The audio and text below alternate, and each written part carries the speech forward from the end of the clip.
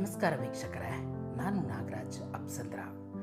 ಕೆಲವೊಂದು ಗೆಲುವುಗಳು ಗೆದ್ದ ಮಾತ್ರಕ್ಕೆ ವಿಶೇಷ ಅನಿಸಿಕೊಳ್ಳುವುದಿಲ್ಲ.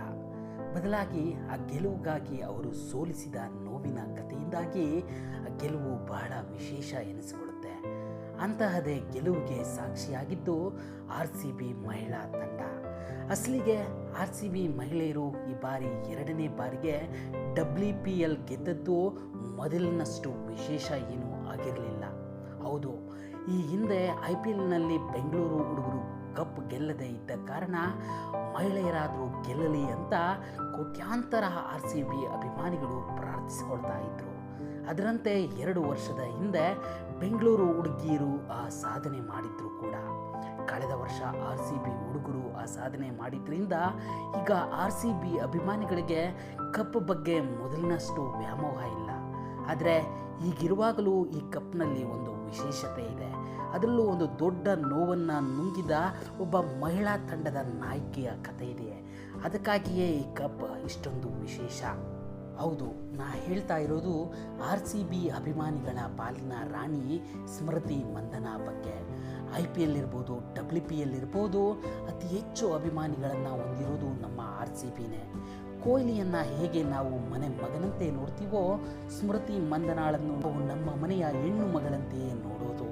ಆದರೆ ಈ ನಮ್ಮ ಮನೆ ಹೆಣ್ಣು ಮಗಳಿಗೆ ಈ ವರ್ಷ ಅಷ್ಟು ಸುಲಭವಾಗಿರಲಿಲ್ಲ.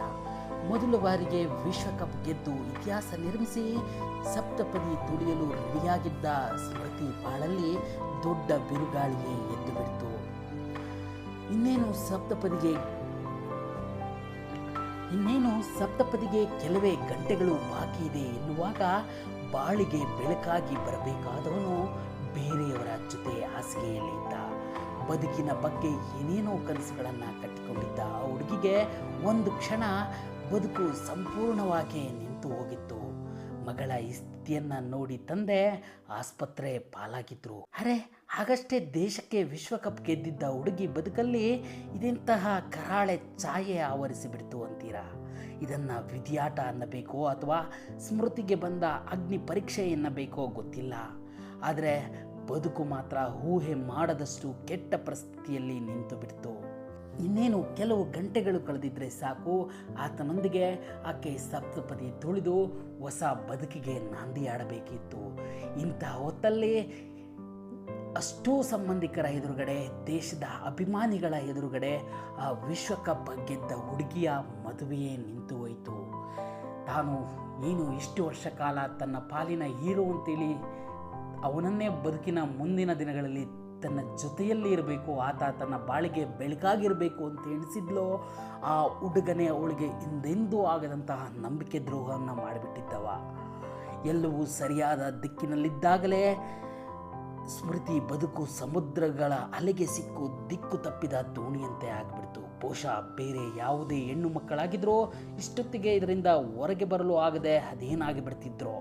ಆದರೆ ಸ್ಮೃತಿ ಮಂದನಾ ಅವಳು ಚಾಂಪಿಯನ್ ಹುಡುಗಿ, ದೇಶಕ್ಕೆ ವಿಶ್ವಕಪ್ ಗೆದ್ದವಳು, ಕೋಟ್ಯಾಂತರ RCB ಅಭಿಮಾನಿಗಳಿಗೆ ಹಲವು ವರ್ಷಗಳ ಕಪ್ಪಿಲ್ಲನ್ನು ಕೊರಗು ನೀಗಿಸಿದವಳು. ಅಂತಹ ಚಾಂಪಿಯನ್ನನ್ನು ಇಂತಹ ಕ್ಷಣಿಕ ನೋವುಗಳು ತಡೆಹಿಡಿಯೋದಕ್ಕೆ ಸಾಧ್ಯನಾ? ಖಂಡಿತವಾಗ್ಲೂ ಇಲ್ಲ. ಸ್ಮೃತಿ ಕೂಡ ಹಾಗೆ ಇಂತಹ ಕ್ಷಣಿಕ ನೋವುಗಳಿಗೆ ತಲೆ ಕೆಡಿಸ್ಕೊಂಡು ಬದುಕು ಮುಗಿದು ಹೋಯಿತು ಅಂತೇಳಿ ಕೂರೋ ಹೆಣ್ಣು ಮಗಳು ಕೂಡ ಅಲ್ಲ. ಕ್ರೀಡೆಯಲ್ಲಿ ಒಂದು ಮಾತಿದೆ, ಪ್ರತಿ ಚಾಂಪಿಯನ್ ಹುಟ್ಟೋದು ಕಷ್ಟಗಳ ನಡುವೆಯೇ ಅಂತ. ಸ್ಮೃತಿ ಈ ಕಷ್ಟವನ್ನು ನೋಡೋಕೆ ಮುಂಚೆಯೇ ಚಾಂಪಿಯನ್ ಆದವಳು. ಇನ್ನು ಈ ಚಾಂಪಿಯನ್ ಮತ್ತೆ ಕೊರಗುತ್ತಾ ಕೂರುವುದು ಸಾಧ್ಯನಾ? ನೋ, ಅದನ್ನೇ ಸ್ಮೃತಿ ಮಾಡಿ ತೋರಿಸಿದ್ದಾಳೆ.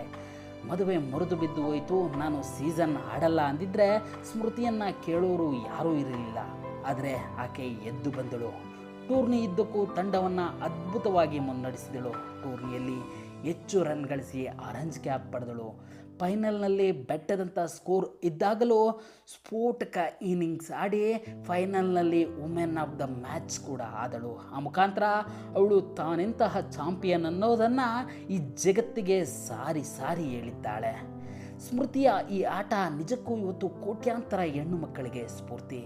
ಸಣ್ಣ ಸಣ್ಣ ವೈಯಕ್ತಿಕ ಕಾರಣಗಳಿಗೆ ಬಂದು ಆತ್ಮಹತ್ಯೆ ಮಾಡಿಕೊಳ್ಳೋರನ್ನ ಅಥವಾ ಬದುಕಿನ ಬಗ್ಗೆ ಆಸಕ್ತಿಯನ್ನೇ ಕಳೆದುಕೊಳ್ಳೋರನ್ನ ಸಾಕಷ್ಟು ಉದಾಹರಣೆಗಳನ್ನು ಭಾರತದಲ್ಲಿ ನಾವು ನೋಡ್ತಾನೆ ಇರ್ತೀವಿ. ಯಾಕೆ ನಮ್ಮ ಮನೆ ಪಕ್ಕದಲ್ಲಿರ್ತಕ್ಕಂಥ ಎಷ್ಟೋ ಹೆಣ್ಣು ಮಕ್ಕಳು ಏನೋ ವೈಯಕ್ತಿಕ ಬದುಕು ಅಥವಾ ಜೀವನದಲ್ಲೇ ಆದಂಥ ಸಣ್ಣ ಪುಟ್ಟ ಅಡೆತಡೆಗಳಿಗೆ ಅದರಿಂದ ಹೊರಗಡೆ ಬರೋದಕ್ಕೆ ಆಗದೆ ನಿಂತ ನೀರಾಗಿರೋ ಅದೆಷ್ಟೋ ಕಥೆಗಳನ್ನು ನಾವು ಕೇಳಿದ್ದೀವಿ. ಆದರೆ ಈ ಎಲ್ಲವನ್ನ ಇನ್ನೇನು ಸಪ್ತಪದಿ ತುಳಿಬೇಕು, ಮದುವೆಯೇ ನಿಂತೋಯ್ತು, ಮದುವೆಗೆ ಬಂದಿದ್ದಂತಹ ಎಲ್ಲ ಸಂಬಂಧಿಕರ ಮುಂದೆ ಆದಂಥ ಅವಮಾನ ಇರ್ಬೋದು, ಅಥವಾ ತನ್ನ ಹೀರೋ ಅಂತೇಳಿ ಬಿಂಬಿಸುವ ತನ್ನ ತಂದೆ ಆಸ್ಪತ್ರೆ ಪಾಲಾಗಿದ್ದಿರ್ಬೋದು, ಇಂತಹ ನೋವಿನಲ್ಲೂ ಕೊರಗುತ್ತಾ ಒಂದು ಕಡೆ ಕೂರದೆ ಮತ್ತೆ ಅಂಕಣಕ್ಕೆ ಇಳಿದಂಥ ಸ್ಮೃತಿ ಮಾಡಿದ ಸಾಧನೆ ನಿಜಕ್ಕೂ ಭಾರತೀಯ ಪ್ರತಿಯೊಬ್ಬ ಹೆಣ್ಣು ಮಕ್ಕಳಿಗೂ ಸ್ಫೂರ್ತಿ. ಆಕೆ ಎದ್ದು ಬಂದ ರೀತಿ, ತನ್ನ ತಂಡವನ್ನು ಚಾಂಪಿಯನ್ ಮಾಡಿದ ರೀತಿ, ಅದರಲ್ಲೂ ಆ ಫೈನಲ್ನಲ್ಲಿ 89 ರನ್ಗಳು, ಬೆಟ್ಟದಂಥ ಸ್ಕೋರು, ಸುಮಾರು 200ಕ್ಕೂ ಹೆಚ್ಚು ಸ್ಕೋರನ್ನು ಎದುರಾಳಿ ತಂಡ ಗಳಿಸಿದೆ.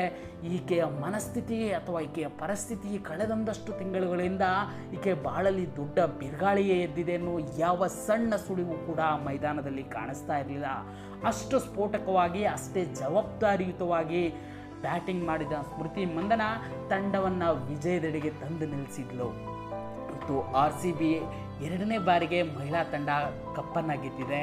ಈ ಕಪ್ಪನ್ನು RCB ತಂಡ 2ನೇ ಬಾರಿಗೆ ಗೆಲ್ತು ಅನ್ನೋ ಖುಷಿಗಿಂತ ನಮ್ಮ ಮನೆಯ ಹೆಣ್ಣು ಮಗಳು ಅಂತೇಳಿ ಹೇಳ್ಕೊಳ್ಳೋ ಸ್ಮೃತಿ ಮಂದನ ತನ್ನ ಬದುಕಲ್ಲಾದಂಥ ನೋವುಗಳನ್ನು ಮೀರಿ ಮತ್ತೆ ತಾನೊಬ್ಬ ಎಂಥ ಚಾಂಪಿಯನ್ ಅನ್ನೋದನ್ನು ನಿರೂಪಿಸಿದ್ದಾಳೆ ಅನ್ನೋ ಖುಷಿ ನಿಜಕ್ಕೂ RCB ಅಭಿಮಾನಿಗಳ ಪಾಲಿಗೆ ಆ ಕಪ್ಪಿಗಿಂತ 100ರಷ್ಟು ದೊಡ್ಡದು ಅಂದರೆ ತಪ್ಪಾಗಲಿಕ್ಕಿಲ್ಲ. ಬಹುಶಃ ಈಕೆ ಮತ್ತಷ್ಟು ಎತ್ತರಕ್ಕೆ ಹಾರಿಸಲಿ, ದೇಶದ ಧ್ವಜವನ್ನು, RCB ಧ್ವಜವನ್ನು, ಕನ್ನಡದ ಧ್ವಜವನ್ನು ಮತ್ತಷ್ಟು ಎತ್ತರಕ್ಕೆ ಹಾರಿಸಲಿ.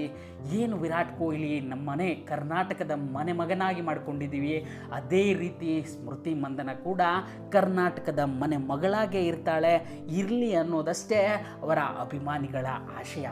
ಈ ಮಾಹಿತಿ ಇಷ್ಟ ಆಗಿದರೆ ಈ ಕೂಡಲೇ newsbeat.live ಅನ್ನು ಸಬ್ಸ್ಕ್ರೈಬ್ ಆಗಿ ಇದೇ ರೀತಿಯ ಸುದ್ದಿಗಳಿಗಾಗಿ ನೋಡ್ತಾ ಇರಿ newsbeat.live.